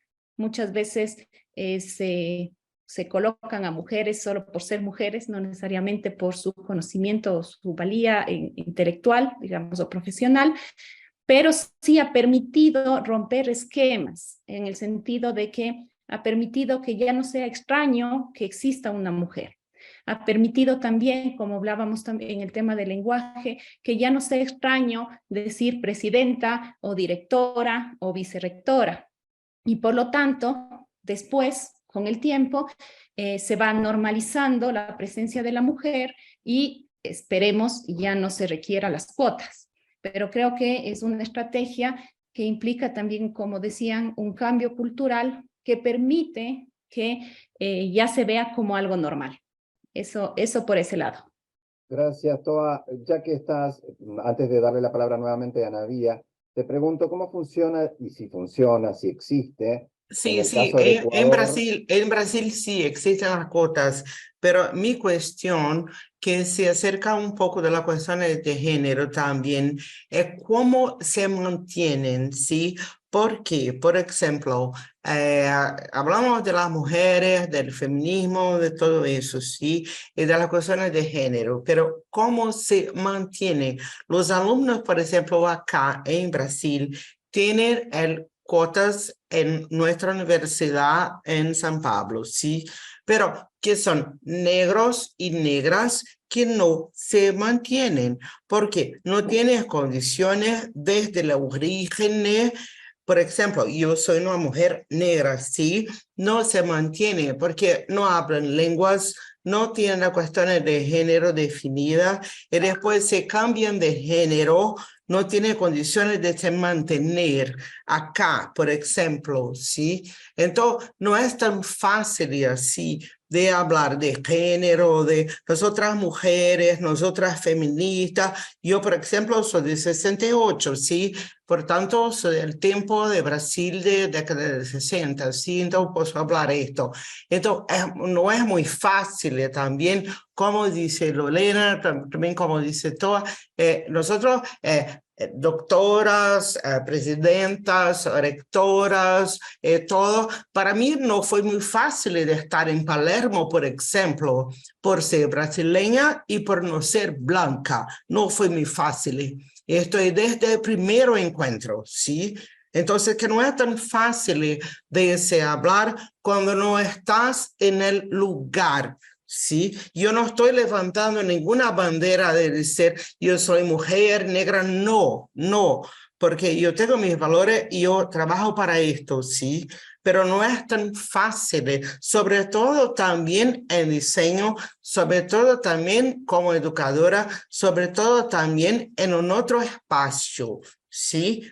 Entonces, que no es tan fácil de hablar de esas cosas de género. Por ejemplo, cuando hablamos de género, hoy en día nosotras tenemos estudiantes que se cambian de género, de mujeres para hombres. ¿Y cómo lidamos con esto? Con nuestra edad, ¿sí? Con esta realidad. ¿Y cómo hablamos de esto en diseño, por ejemplo? ¿Y cómo hablamos con esto en todo nuestro día? No es fácil así de decir simple, somos feministas, entonces que diseño de contestación, entonces que vamos a hablar de mujeres, de entrar en el mercado, en la universidad y todo. No es tan simple, ¿sí? Si nos quedamos en el lugar en lo que lo estamos, yo pienso que una lucha de todo el día y una lucha conjunta, ¿sí? Que seamos juntos. Es por esto que yo aprecio mucho nuestra participación de Brasil en esta participación de Latinoamérica, porque nosotros estamos juntos con países que no conocemos bien. Entonces estamos conociendo el diseño y la cultura de Latinoamérica en conjunto. Esta es mi posición, ¿sí? No es tan simple de así. Claro, Ana Vía, me parece excelente y nos haces correr un poco y por eso le iba a preguntar a Toa, que en Ecuador tienen muy centrado el tema de las culturas originarias, si con el tema de las culturas también existen cupos, lo mismo que con las cuestiones de género. ¿Es así? A ver, en el ámbito educativo público, obviamente la educación es abierta a todos y también existe toda una educación a nivel rural, ¿no? Es decir, donde los pueblos indígenas también acceden a eso. Entonces, más que cupos, se desarrolló incluso hace años. Ahora, bueno, estamos en un momento crítico en el país político y social. Esperamos que se solucione, pero según la ley y según los años anteriores, todo el tema de educación, más que cuotas específicas, hay acceso incluso con escuelas bilingües, escuelas interculturales, donde se da énfasis a la etnia. Ya para temas de trabajo, aquí en el Ecuador sí se dan más que nada los temas tributarios. Por ejemplo, en las empresas se da beneficios tributarios cuando se tienen empleados de minorías, que les llaman, o incluso con discapacidad, etcétera. No necesariamente eso ha funcionado y ha desarrollado una gran sociedad en el Ecuador, pero creo yo, insisto, que pueden ser estas primeras estrategias que de forma obligatoria exigen romper estos imaginarios que se tenían y por lo tanto convivir con el otro y conocerlo, ¿no? Y además conocerlo en la vida cotidiana y saber que son válidos, que son valiosos igual que todos. Entonces, por ahí no se han desarrollado más leyes de inclusión que las que les comento, pero creo yo que mucho se debe a que en los últimos años hemos empezado una crisis fuerte, sobre todo en el ámbito de seguridad, que lamentablemente retrasa muchos de los otros desarrollos sociales. Gracias, Toa. Ahora, el tema de género, para seguir dando pie a hacer polémica, ha avanzado mucho en el tema indumentaria, ¿no? Y hablando de indumentaria, yo había comentado que tenía una pregunta para la gente de Upcycling. Ahí la vio Adriana, Julie, escuchando. A ver qué me dicen. Ayer en la reunión se planteó algo bastante interesante. En un momento, hablando de upcycling, apareció el tema de la reformulación de nuevos diseños a partir de diseños que estaban en descarte, por llamarlo de alguna manera. Y por otra parte, aparecía la presencia del usuario como parte del diseño, tratando de incorporar sus decisiones y sus intereses en nuestros propios diseños.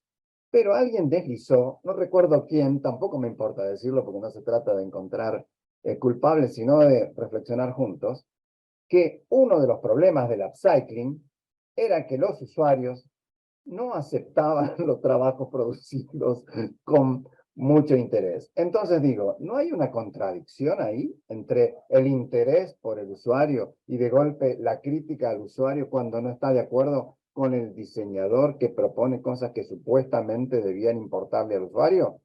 A ver, ¿qué me dicen? Adriana, você quer responder? Eu respondo.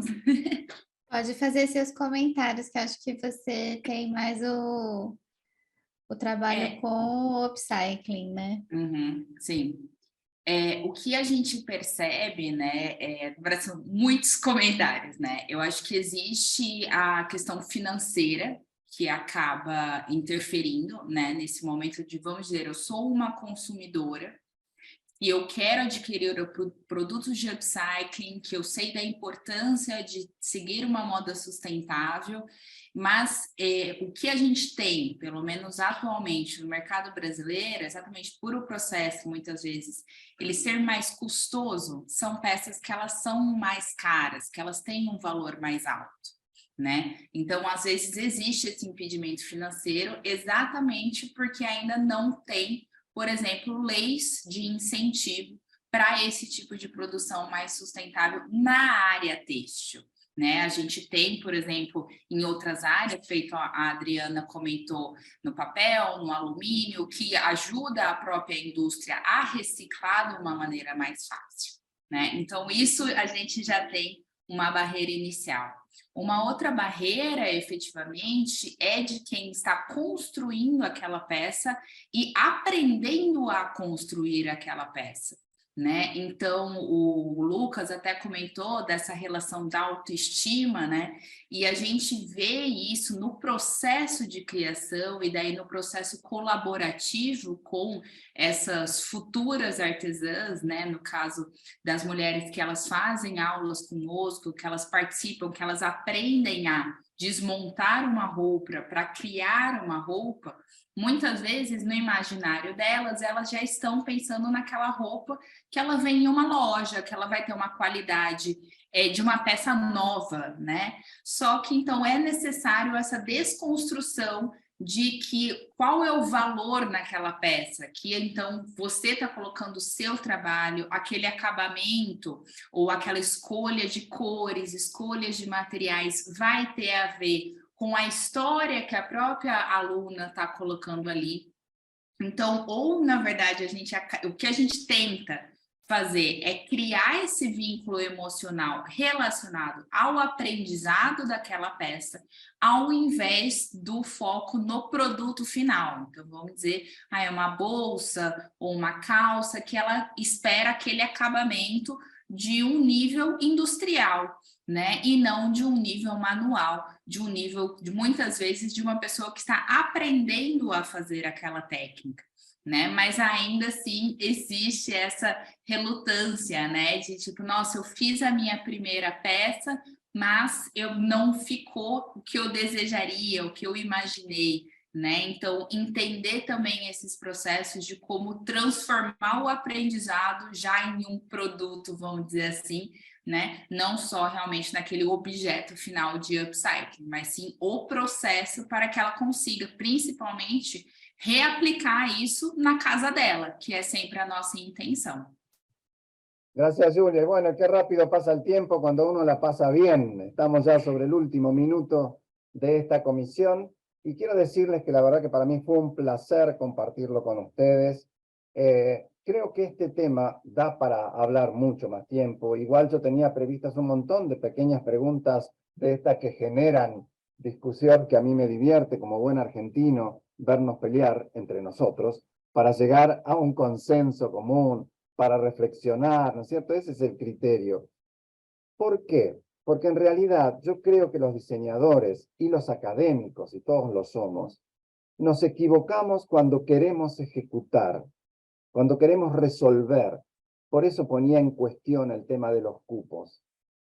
Nuestra especialidad es investigar, por eso estamos aquí. Entonces, dediquémonos, focalicémonos a investigar, a generar conocimiento, que los que gestionan tomarán ese conocimiento generado y harán y tomarán decisiones como les corresponde, sean públicos, como funcionarios públicos, sean privados o en el ámbito que sea. Con este deseo, les agradezco la participación puntualmente a Ana Beatriz Pereira de Andrade con su nombre completo, porque si no la vamos a conocer como Ana Bía, después la encontramos en la calle y no la reconocemos. Entonces, ¿Y quién saca la foto? Ahora es Natalia que saca la foto o Lucas que saca la foto de nosotros. Si puede abrir la cámara. Claro que sí, lástima que hace un rato éramos bastantes más, pero bueno, el tiempo pasa para todos. Un abrazo enorme, mi despedida, un agradecimiento especial a Lila y el equipo de moderadores del Congreso, que a esta altura deben estar al borde del suicidio, en la última de las comisiones, si no me equivoco, después de haber tenido 500 personas como nosotros pasando por delante, dando permisos, enojándose, mostrando imágenes que no se ven y todas esas cuestiones, y eso requiere de un equipo de gente en estas 36 comisiones que pasaron, muy aceitado y muy servicial. Así que gracias a ellos también. Un abrazo enorme y nos seguimos viendo en cualquier momento. Adiós, adiós.